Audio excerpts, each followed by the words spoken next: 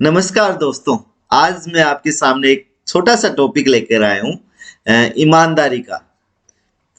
किस प्रकार से जब हम कोई गलत काम करते हैं या तो हमारी अंतरात्मा हमें कचोटती है कि ये सही नहीं है। ईमानदारी का नाटक करना और ईमानदार होना, इसमें जमीन आसमान का अंतर है। वह कुछ पैसे निकालने के लिए बैंक गया। कैशियर ने पेमेंट किया। कस्टमर ने चुपचाप उसे अपने बैग में रखा और चल दिया। 1,40,000 रुपए उससे निकलवाए थे। कैशियर ने गलती से 1,40,000 रुपए के बजाय 1,60,000 रुपए उसे दे दिए। यह उसने देख लिया था, लेकिन उसने यह आभास कराते हुए कि उसने पैसे नहीं गिने हैं और कैशियर की ईमानदारी पर उसे पूरा भरोसा है, चुपचाप पैसे बैग में रख लिए।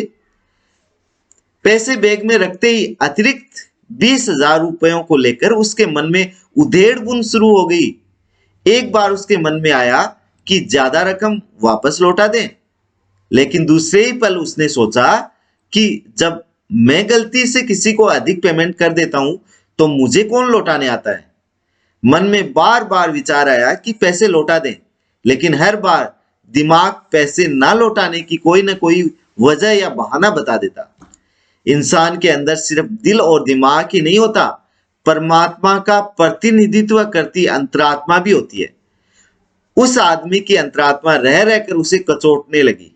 अंदर से आवाज आ रही थी कि तुम किसी की गलती से फायदा उठाने से चूक रहे हो और ऊपर से बेईमान न होने का ढोंग भी कर रहे हो।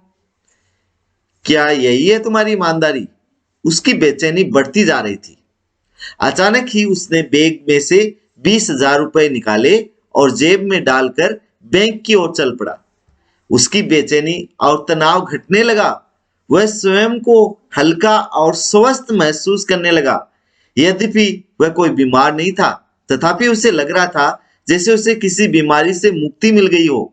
उसके चेहरे पर किसी युद्ध को जीतने जैसी प्रसन्नता व्याप्त थी। अपने रुपए पाकर कैशियर ने चैन की सांस ली।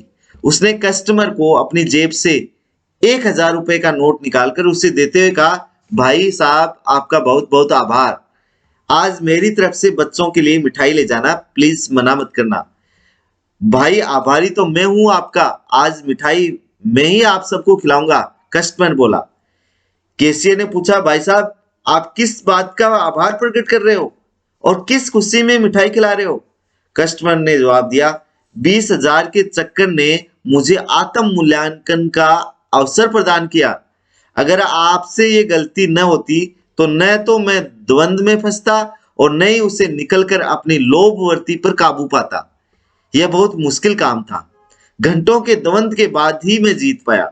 इस दुर्लभ अवसर के लिए आपका आभार।